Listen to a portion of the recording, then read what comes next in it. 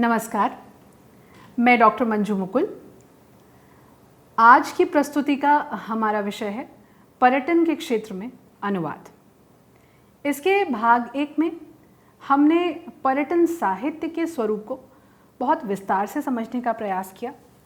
पर्यटन क्षेत्र से जुड़े जो अलग अलग आयाम हैं, अलग अलग डायमेंशंस हैं, उसको समझने का प्रयास किया। साथ ही साथ पर्यटन के क्षेत्र में अनुवादक की क्या स्थिति होती है, उसे हमने समझा। उसी चर्चा को भाग 2 की इस प्रस्तुति में हम आगे बढ़ाते हुए पर्यटन उद्योग में अनुवाद की आवश्यकता और उसके महत्व पर विचार करेंगे। पर्यटन उद्योग आज पूरे विश्व में एक विशेष प्रकार की सेवा के रूप में देखा जा रहा है। पर्यटन उद्योग अंतर्राष्ट्रीय स्तर पर अनेक देशों की अर्थव्यवस्था का आधार है और यदि पर्यटन उद्योग में हम अनुवाद की बात करें तो अब अनुवाद पर्यटन उद्योग के क्षेत्र में एक महत्वपूर्ण भूमिका निभाता हुआ हमें दिखाई दे रहा है। अनुवाद के अन्य क्षेत्रों के साथ साथ पर्यटन का क्षेत्र महत्वपूर्ण राष्ट्रीय क्षेत्र है। पर्यटन गतिविधियों, पर्यटन साहित्य या पर्यटन सेवाओं पर अनुवाद का पर्याप्त प्रभाव हमें निर्मित होता हुआ दिखाई दे रहा है।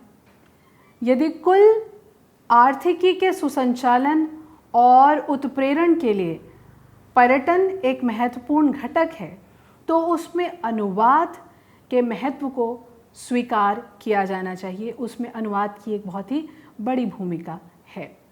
पर्यटन सेवाओं में सूचना एवं सेवा संबंधी गतिविधियों के विस्तार में अनुवाद एक महत्वपूर्ण भूमिका निभाता हुआ दिखाई दे रहा है। इसके अतिरिक्त किसी देश में पर्यटन की वैश्विक स्वीकार्यता, सहजता और गुणवत्ता को लाने में भी अनुवादक की केंद्रीय भूमिका होती है, क्योंकि कोई देश अंतर्राष्ट्रीय स्तर पर पर्यटन के नज़रिए से वैश्विक स्वीकार्यता की किस तरह की स्थिति में है, क्या पर्यटक किसी देश में जाना सुरक्षित महसूस कर रहे हैं, सहज महसूस कर रहे हैं, गुणवत्ता का स्तर क्या है, उस नज़रिए से अनुवादक और अनुवाद यहाँ महत्वपूर्ण भूमिका निभाते हुए दिखाई देते हैं, केंद्रीय भूमिका में है। और यदि हम भारत की बात करें तो भारत जैसे बहुसंस्कृति संपन्न, बहुभाषी और मिश्रित जलवायु वाले राष्ट्र में पर्यटन की दृष्टि से अनेक संभावनाएं हैं, जिसे अनुवाद के साथ जोड़ना उपयोगी सिद्ध हो रहा है।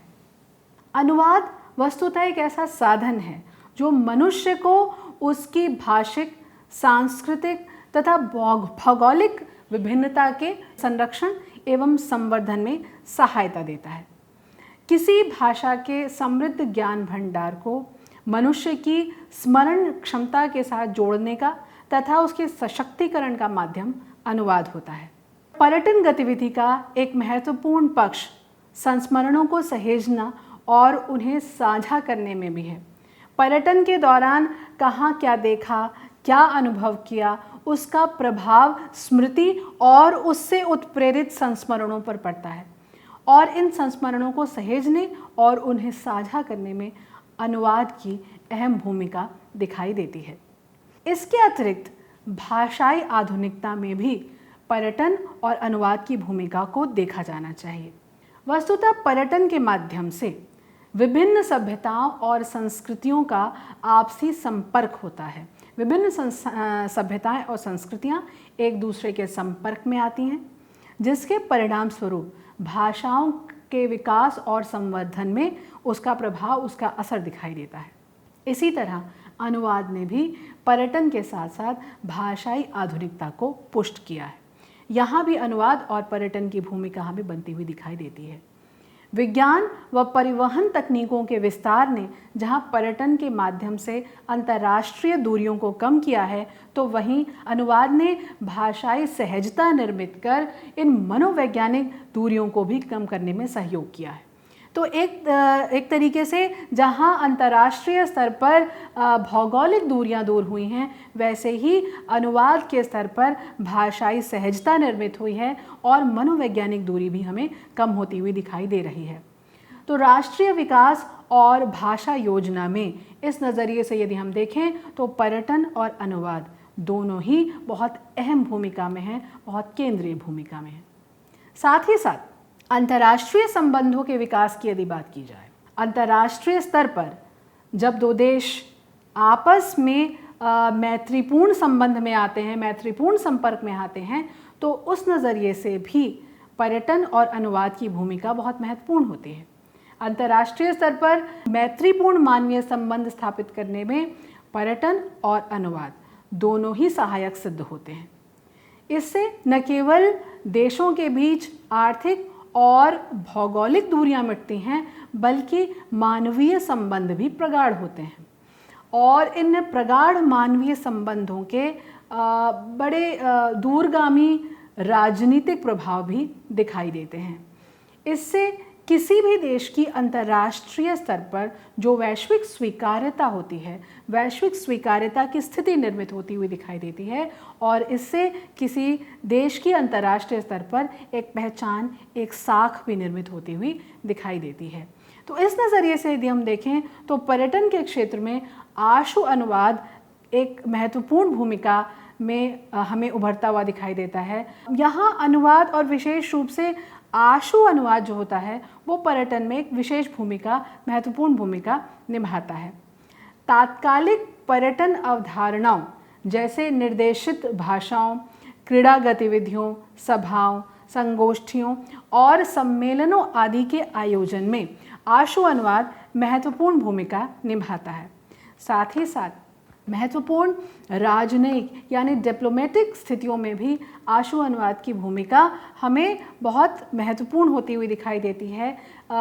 परस्पर संवाद को आशु अनुवादक तत्काल भाषांतरणकार सहज और सरल बनाते हैं और परस्पर संवाद के माध्यम से संबंधों की प्रगाढ़ता और मैत्रीपूर्ण संबंध स्थापित होते हैं, जिससे देशों के बीच परस्पर सहमति निर्मित होती है। उसके सुसाधन और उत्प्रेरण में भी आशु अनुवादक एक केंद्रीय भूमिका में होते हैं। साथ ही साथ बेहतर सांस्कृतिक और आर्थिक परिवेश निर्मित करने में भी आशु अनुवादक महत्वपूर्ण भूमिका में हमें दिखाई देते हैं। इसके अतिरिक्त यदि राष्ट्रों के बीच कुछ गंभीर समस्याएं उभर रही हैं तो उन गंभीर समस्याओं से उबरने में भी आशु अनुवादक सकारात्मक भूमिका में हमें दिखाई देते हैं। तो इस तरीके से इस चर्चा को आगे बढ़ाते हुए अब हम समझने का प्रयास करेंगे कि पर्यटन साहित्य का जो अनुवाद है उसके विभिन्न आयाम क्या क्या हो सकते हैं। वस्तुतः यहाँ इस चर्चा को आगे बढ़ाने से पहले हमें समझना होगा कि पर्यटन साहित्य की मूल प्रकृति क्या है। पर्यटन के विविध क्षेत्रों पर चर्चा करने के साथ साथ हमने समझने का प्रयास किया कि पर्यटन कितने क्षेत्रों के साथ जुड़ा है, पर्यटन उद्योग अपने आप में कितने क्षेत्रों के साथ जुड़ा हुआ है। तो उस नज़रिए से इसकी मूल प्रकृति मूलतः अंतरानुशासनिक होती है, इंटरडिसिप्लिनरी होती है। पर्यटन साहित्य सूचना प्रधान होता है, इसमें मानविकी पक्ष अधिक होता है, मूलतः सामाजिक विज्ञान से जुड़ा हुआ पर्यटन साहित्य होता है, जिसकी समाजशास्त्रीय जो प्रकृति है उसे भी नकारा नहीं जा सकता। तो पर्यटन क्षेत्र में अनुवाद के दौरान अनुवादक को किन किन चीज़ों का ध्यान रखना चाहिए, कौन कौन से ऐसे बिंदु हैं जो ध्यान देने योग्य हैं। तो सबसे पहले अनुवादक जिस सूचना का अनुवाद कर रहा है उस सूचना का निष्ठापूर्वक अंतरण करे, उसमें किसी भी तरीके का परिवर्तन अनुवादक से अपेक्षित नहीं होता। लक्ष्य भाषा में कथ्य की यथासंभव मूल के आशय अनुसार अभिव्यक्ति करना अनुवादक का दायित्व होता है। इसके अतिरिक्त सही और कारगर और बेहतरीन संप्रेषण की अनिवार्यता भी अनुवादक से अपेक्षित होती है। यानी कि जो अनुवाद है वो इतना दुरूह ना हो जाए, इतना कठिन ना हो जाए कि वो सही तरीके से संप्रेषित ना हो पा रहा हो। तो इसका ध्यान भी अनुवादक को रखना चाहिए। इसके साथ साथ हम समझते हैं कि पर्यटन साहित्य संस्कृति और इतिहास का भी वाहक होता है। अतः पर्यटन साहित्य का अनुवाद न केवल तथ्यों के प्रति सजगता की अपेक्षा रखता है, बल्कि राष्ट्र की अस्मिता, इतिहास और संस्कृति के प्रति सजगता की भी अपेक्षा रखता है। तो लक्ष्य भाषा में केवल तथ्यों की जानकारी प्रस्तुत करना ही, तथ्यों का अनुवाद कर देना ही अनुवादक से अपेक्षित नहीं होता, बल्कि लक्ष्य भाषा से संबंधित जो राष्ट्र है उसकी अस्मिता, उसका इतिहास और उसकी संस्कृति के प्रति सजगता की भी अनुवादक से अपेक्षा होती है। साथ ही साथ जो स्रोत पाठ है, स्रोत पाठ से जुड़े हुए राष्ट्र की अस्मिता, स्रोत पाठ से जुड़ी हुई भाषा की अस्मिता, उसके इतिहास और संस्कृति का संरक्षण भी अनुवादक से अपेक्षित होता है। इस क्षेत्र में अनुवादक का दायित्व एक ओर तथ्यों को सुरक्षित रखना है, दूसरी ओर संस्कृति के अंतरंग और परंपरागत रीति रिवाजों की मूल भावना को अक्षुण्ण रखते हुए लक्ष्य भाषा संस्कृति में अभिव्यक्ति का दायित्व निभाना भी अनुवादक से अपेक्षित होता है। यहाँ अनुवाद में स्थानीयता का तत्व प्रधान होता है। अनुवादक को स्थानीय निवासी की दृष्टि को ध्यान में रखकर अनुवाद करना होता है। यहाँ स्थानीयता किसकी ध्यान में रखनी है?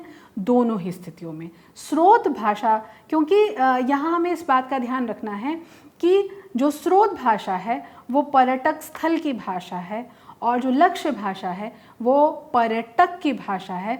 तो उस नज़रिए से जो स्रोत पाठ है उसकी स्थानीयता का संरक्षण करना भी अनुवादक का दायित्व है। इसलिए क्षेत्र विशेष की परंपरा और संस्कृति से संबंधित पर्याप्त अध्ययन अनुसंधान अनुवादक को अनुवाद करने से पूर्व करना चाहिए। उसे स्थानीयता की पर्याप्त समझ हो। इसके अतिरिक्त जो स्थानीय संकेत हैं उनकी जानकारी भी उसके पास हो। स्थानीय संकेतों के साथ साथ नामों, पदों की भी समुचित जानकारी अनुवादक को होनी चाहिए। यह ध्यान रखा जाए कि अनुवाद के उपरांत प्रांत, समुदाय या राष्ट्र के विषय में कोई भ्रामकता उत्पन्न न हो, क्योंकि यहाँ अनुवादक और अनुवाद दोनों ही एक महत्वपूर्ण भूमिका में होते हैं। यहाँ एक तरीके से अनुवादक राष्ट्र का प्रतिनिधि होता है। तो उस नज़रिए से स्रोत पाठ से जुड़े प्रांत या समुदाय या राष्ट्र के विषय में कोई भ्रामकता उत्पन्न ना हो, इसका ध्यान भी अनुवादक को ज़रूर रखना चाहिए। इसके अतिरिक्त स्थानीय अभिवादन शैली पर भी उसे विशेष ध्यान रखना चाहिए। स्थानीय अभिवादन शैली की जानकारी भी अनुवादक को होनी चाहिए। साथ ही साथ अनुवाद में सहजता के तत्व को बनाए रखना भी अनुवादक के लिए बहुत महत्वपूर्ण होता है। हम समझते हैं कि पर्यटन के क्षेत्र में अनुवाद एक उद्योग क्षेत्र के साथ जुड़ा हुआ है, और क्योंकि ये उद्योग क्षेत्र और सेवा क्षेत्र के साथ जुड़ा हुआ है, सर्विस सेक्टर के साथ जुड़ा हुआ है, अतः अनुवाद में सहजता बनाए रखना यहाँ बहुत ही आवश्यक होता है। इसलिए अनुवाद करते समय यहाँ शब्द के स्थान पर कई बार भाव को लेकर अनुवादक को ज़्यादा सचेत रहना चाहिए। यहाँ शब्दानुवाद के स्थान पर भावानुवाद या छायानुवाद की सहायता अनुवादक को लेनी चाहिए। जैसे हम एक उदाहरण लेते हैं, माइंड द स्टेप्स। बहुत जगह ये लिखा हुआ मिलता है माइंड द स्टेप्स। इसका यदि अनुवाद शब्दानुवाद के ही नज़रिए से अनुवादक कर देता है तो अनुवाद होगा अपने पग का ध्यान रखें। अब जो लक्ष्य भाषा है हिंदी, उसकी भाषा शैली के नज़रिए से ये अनुवाद अटपटा है, असहज है।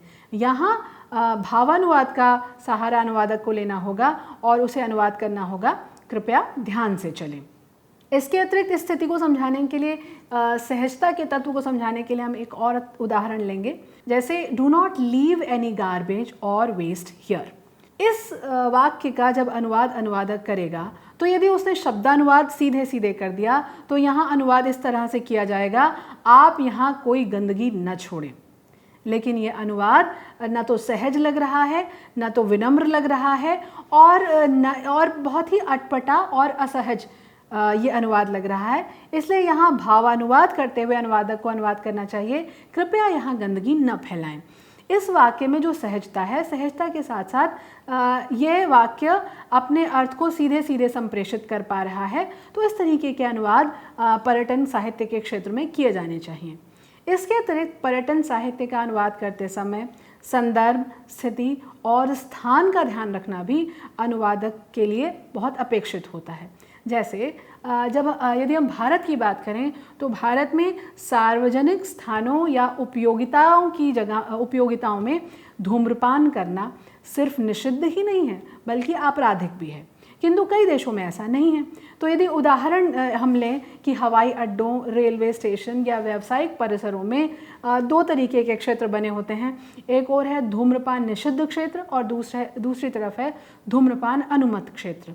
तो धूम्रपान निषिद्ध क्षेत्र का यदि शब्दानुवाद किया जाएगा तो अनुवाद अंग्रेजी में किया जा सकता है स्मोकिंग प्रोहिबिटेड जोन, लेकिन इसके लिए नो स्मोकिंग जोन ज़्यादा सहज दिखाई दे रहा है।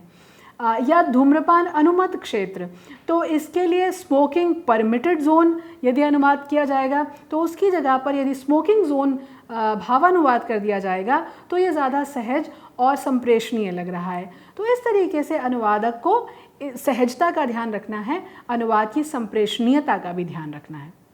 इसके अतिरिक्त पर्यटन से संबंधित विज्ञापन और प्रेस विज्ञप्तियाँ समय समय पर आती रहती हैं। पर्यटन को बढ़ावा देने के लिए विभिन्न प्रकार की सूचना और विज्ञापन साहित्य तैयार होता रहता है। इसमें समाचार पत्रों के लिए विज्ञापन तथा इलेक्ट्रॉनिक माध्यमों के लिए दृश्य श्रव्य विज्ञापन भी शामिल रहते हैं। यहाँ पाठ का अनुवाद करते समय अनुवादक को ये ध्यान रखना है कि अनुवाद सरल भी हो और प्रभावशाली भी हो। विज्ञापन में चित्र, आरेख तथा आंकड़ों की बहुलता के कारण शब्दावली व संदेश की जो रूपरेखा है वो कई बार बदल जाती है। इस स्थिति का ध्यान अनुवादक को रखना है। इस स्थिति में अनुवादक को आंकड़ों के महत्व को दर्शाने वाली भाषा का प्रयोग करना चाहिए। जैसे उदाहरण लेते हैं, विज्ञापन का उदाहरण है हिमालय की गोद में गर्मी का आनंद। इसका अनुवाद सटीक होगा summer in the lap of Himalayas. या एक और उदाहरण लेते हैं, प्रकृति के प्रांगण में। इसका सहज अनुवाद यदि अनुवादक करेगा तो अनुवादक कर सकता है लिविंग विद द नेचर। तो ये अनुवाद जो है ये सहज लग रहे हैं और प्रभावशाली और आकर्षक लग रहे हैं। तो इस तरीके के अनुवाद अनुवादक को करने चाहिए। इस नज़रिए से पर्यटन साहित्य के अनुवाद की भाषा को भी हमें देखना होगा, उसकी शब्दावली का भी अध्ययन हमें करना चाहिए, अनुवादक को करना चाहिए। पर्यटन साहित्य में अक्सर विशिष्ट प्रकार की शब्दावली का प्रयोग किया जाता है, क्योंकि हम ये जानते हैं कि पर्यटन मूलतः आमोद प्रमोद और मनोरंजन से संबंधित गतिविधि है, जिसमें स्वाभाविक रूप से सूचना का पुट अधिक रहता है। अतः भाषा सरल और सुबोध होने के साथ साथ प्रभावशाली भी होनी चाहिए। पर्यटन साहित्य में के अनुवाद में अनुवादक कई बार रचनात्मक अनुवाद भी कर देता है और ये अनुवाद कई बार ज़्यादा प्रभावशाली लगता है।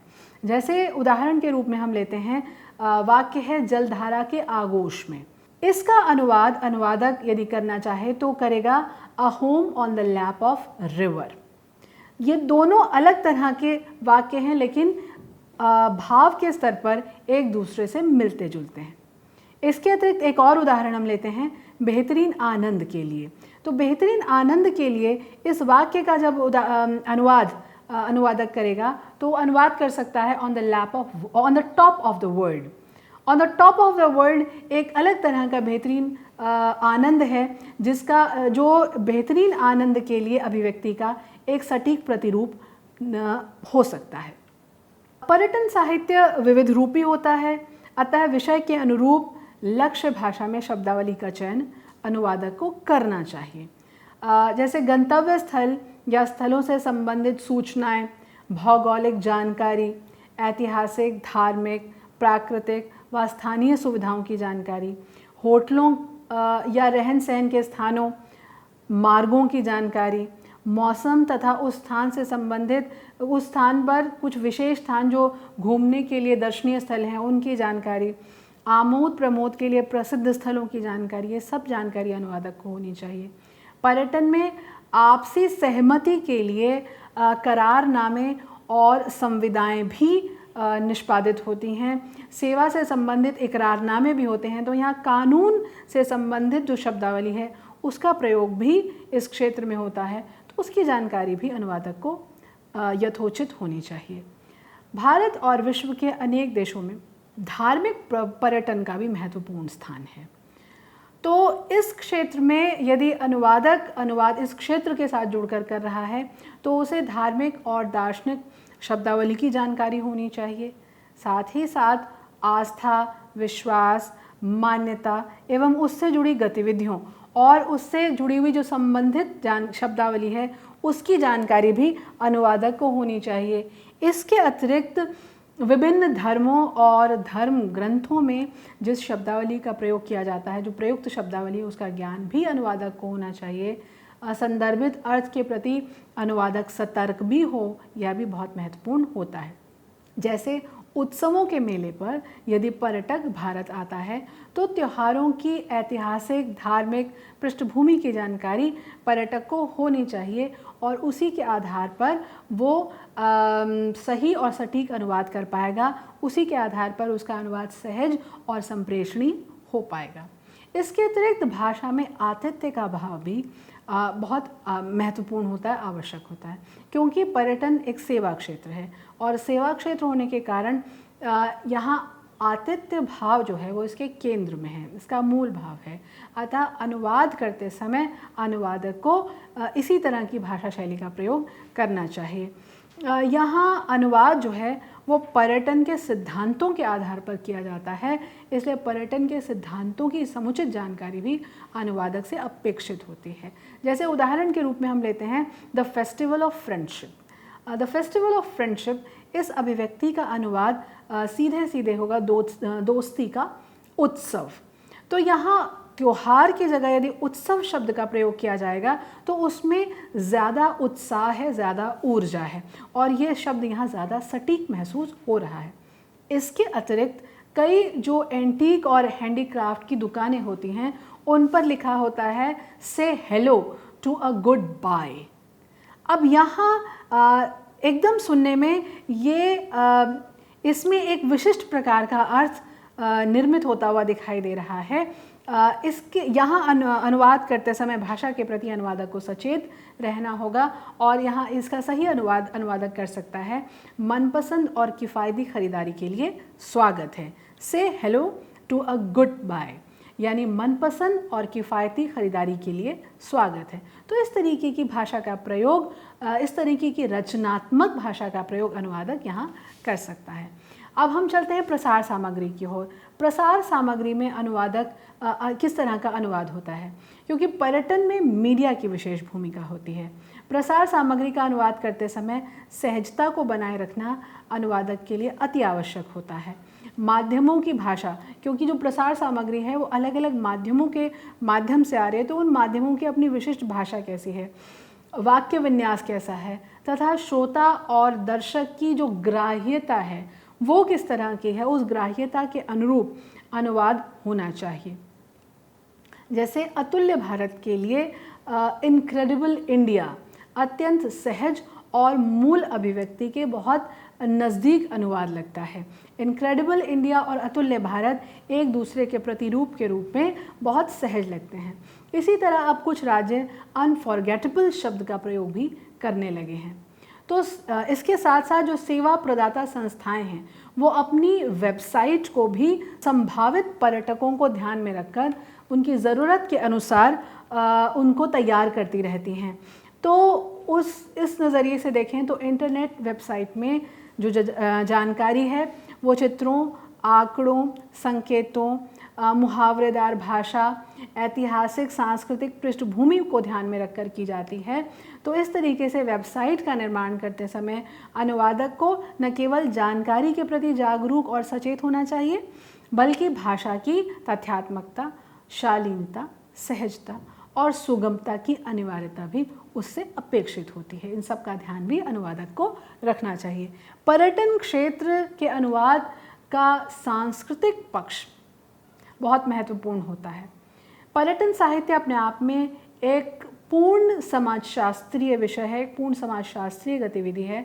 यहाँ जो रिश्ते नाते की शब्दावली है उसका एक महत्वपूर्ण सांस्कृतिक संदर्भ है, या तात्कालिक महत्व के जो संवाद हैं पर्यटन में उसकी भी महत्वपूर्ण भूमिका होती है।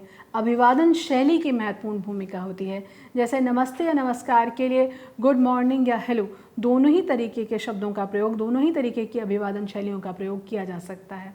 भारत में अभिवादन का तरीका हम जानते हैं धर्म और प्रदेश दोनों के अनुसार बदलता रहता है, इसलिए द्विभाषिक वार्तालाप पुस्तिकाओं का महत्व यहाँ बढ़ जाता है। संवाद और संवाद साहित्य का निर्माण करना भी यहाँ आवश्यक होता है। साथ ही साथ हम जानते हैं खान पान की, प्रत्येक देश, प्रत्येक संप्रदाय, प्रत्येक समाज की खान पान की अपनी विशेष शब्दावली होती है।